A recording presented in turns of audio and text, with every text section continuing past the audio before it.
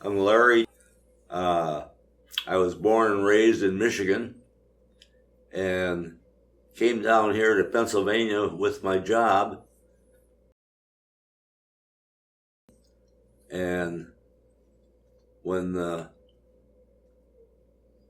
they closed the plant here, all the fellows that I worked with said, "Well, are you going back to Michigan?" I says, "No, this is my home now." So here I am. I started a couple things here. I brought this photo along just in case I couldn't find it on my phone. But this is from 1939, and this young lady right here is my wife's cousin. It's her third birthday party. And this was my wife, and this is me. We lived next door to each other, and then we moved away, and she was just a name on a Christmas card that we got every year. And 20 years later, we met up again, and that was the end of the whole thing. We just we spent the next 60 years together. My wife developed dementia, and I took care of her the last 10 years of her life. It was a downhill slide, and she ended up here and passed away here 4 years ago. And then to get back to where we were before, I went through an apprenticeship at Cadillac Motor in Detroit, and for tool and die making. And then I opened a plant very close to where we lived, and I left Cadillac and went with, and I spent the next 31 and a half years with them at 2 different plants, actually 3 different plants. So I ended up as a tool room supervisor here at the plant. And I had a nice career there, very nice career there. We had our best friends had moved down here. We came down to visit them, and he said, "You know, they need tool makers down here." I said, "I'm willing to give it a shot," and we've been here ever since. So we love it here. They asked me when I retired, "Are you going back to Michigan?" I said, "Nope." I said, "Pennsylvania's home right now." So we had 4 children, 3 sons and a daughter. We had 3 sons in a 3-year period. And then 5 years later, we had our daughter.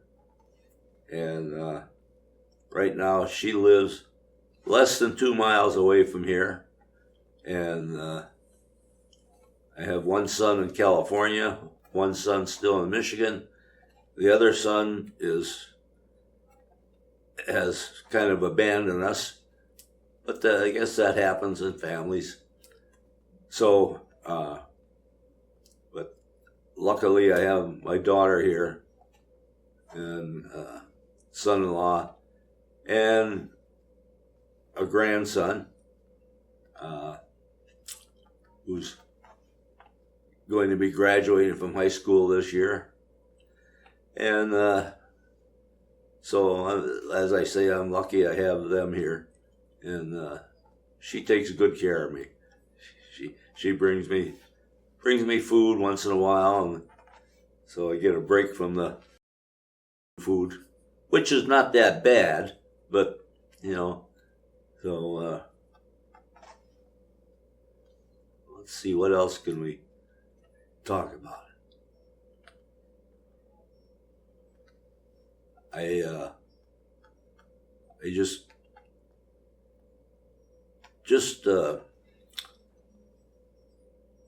say I'm glad I'm here in this facility.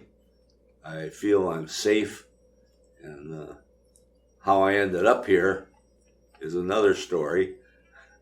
I was going to Walmart one morning, and I was using a walker and sometimes and just a cane at other times, and so I pulled into the Walmart parking lot, and there was one of their carts, their electric carts, sitting right next to where I parked my car. So I got in that, and I just took my cane along with me, and I went in, and I had to go to the bathroom, and so I parked the cart there, got out with my cane, started to go in the bathroom, and I think my right knee, which had been giving me a problem, gave out on me. I fell flat on my face, bashed my head up against the tile wall, and I haven't walked or stood since. I'm wheelchair bound, but I love it here, and as I say, I feel safe, and I've made a lot of good friends here, and I enjoy being here. I really do. So many other people go around here with a grumpy look on their face, and sometimes I stop and tell them, you know, did you ever think about what would you would be doing if it wasn't for here? I mean, would you be homeless? Would you be not having anyone to take care of you and living alone? But this way we have good things here. We have activities to enjoy. We have they take little trips. You go to Walmart. I don't go to Walmart. So the last time I was at Walmart was not a pleasant experience, so I won't go to Walmart, and it'll bring back too many memories.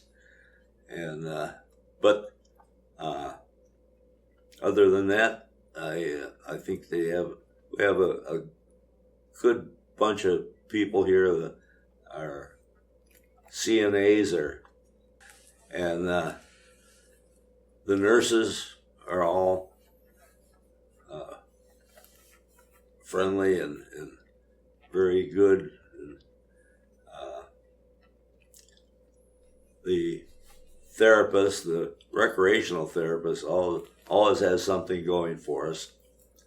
And if you want to participate, fine. If you don't, fine. They don't try to push you, but I generally go to most of the things they have going. And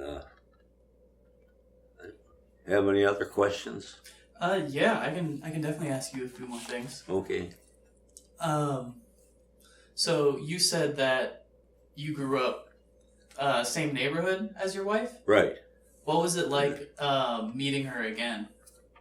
Well, we went to the YMCA, the local YMCA where we lived, started a club for those under 21 that couldn't go out to regular clubs and bars and stuff. And they called it the Coffee Breakers. And we both happened to go there, join there. And they had a dance one night, and we just happened to run into each other. We weren't positive who we were at the time, but after having a little conversation, we found out who we were, and it just clicked. Everything just clicked. It went together like a well-oiled machine, you know. So we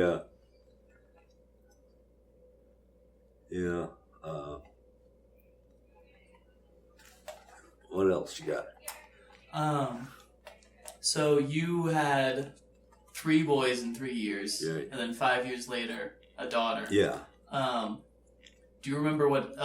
Can you talk a bit about what it was like raising them, and what kind of that age gap? Did the boys raise the girl a little bit, or? Well, with 3 older brothers, my daughter grew up tough, really tough.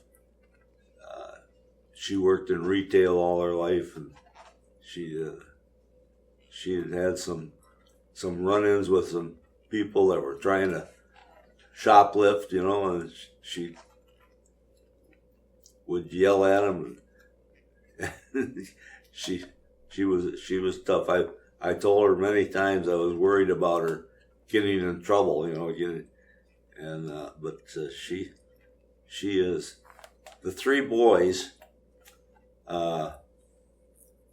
at the time they were growing up, I was involved in my work.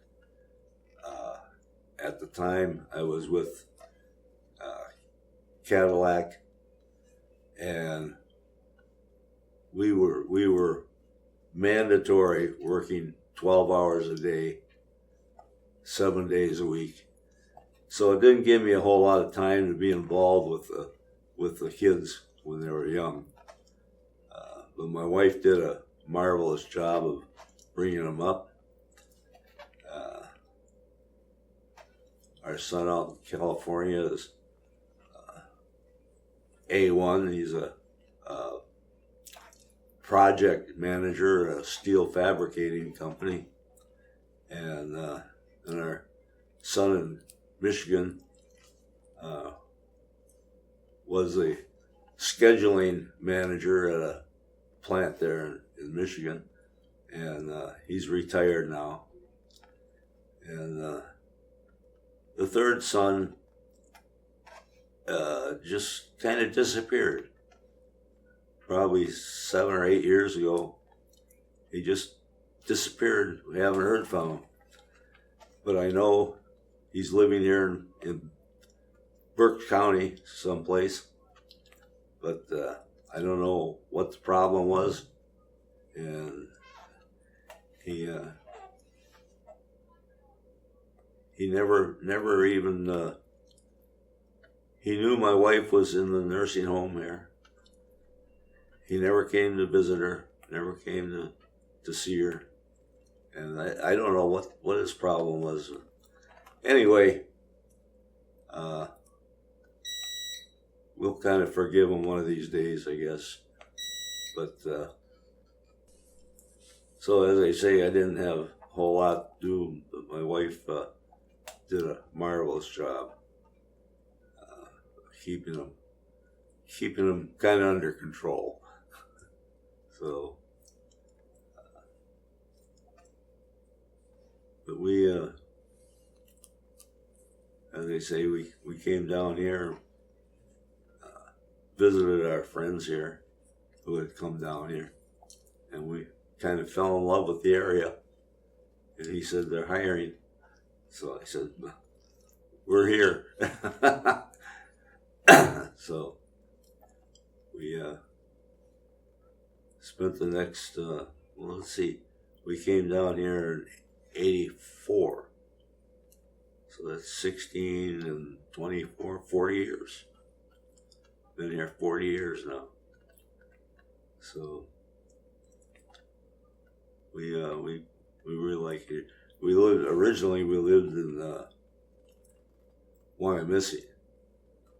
And then when our grandson was born, we decided we had to be closer.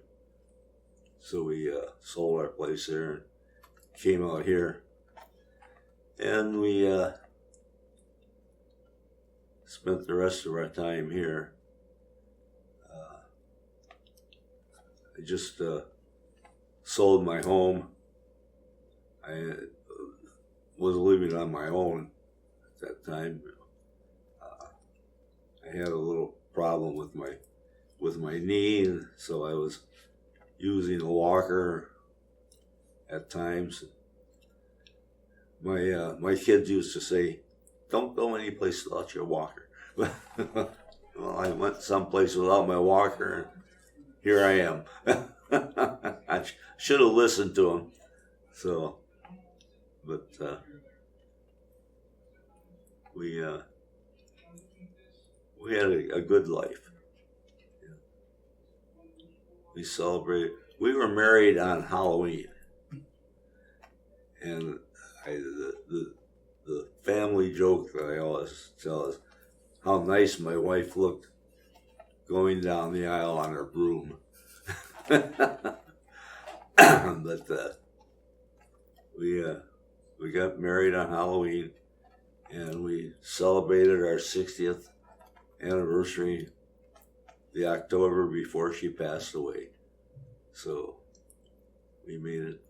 The last 10 years of her life was a downhill spiral, with the dementia. Never lets up, just keeps going downhill, a little worse. Luckily, she never got violent or anything, Some people do, but she never did. She was an angel right up to the end. And we were lucky that two of the sons and the daughter and myself were with her when she passed away. We were all four of us were holding her hands when she passed away. So, but I guess that's about the end of it, unless you have more questions, Harry. Did you have a role model when you were young or throughout your life? Actually, my grandfather on my father's side was my role model. He was the perfect gentleman. He worked about a mile and a half away from where he lived. Walked back and forth to work every single day. Never missed a day of work. No matter what it was like. After he retired, when we get a snowfall up there, he would go around the block. They lived on the corner, and the block was four-sided. There were homes on four sides all. And he would go around the block. He knew wherever every widow lived. He would shovel their snow. And he was a great pheasant hunter. No deer or anything like that, just strictly pheasants. And I have a picture somewhere of me holding a couple pheasants and holding his hand in the other hand, and his dog Tim, German short hair, next to him. He was a great gentleman. We had a fairly big lot where we lived, and he would come over every spring and turn over a big area of it by hand with a spade and plant a garden. He had to have vegetables, no flowers, just vegetables. Now, the grandfather on my mother's side, he could care less about vegetables, but he was a great flower. He had beautiful flower gardens. So, but yeah, and we really I really enjoyed all my grandparents. But my grandparents, my grandfather on my mother's side, he and his brother owned a hardware store. And so anything that they sold that I thought I would like, I got. Lucky me. But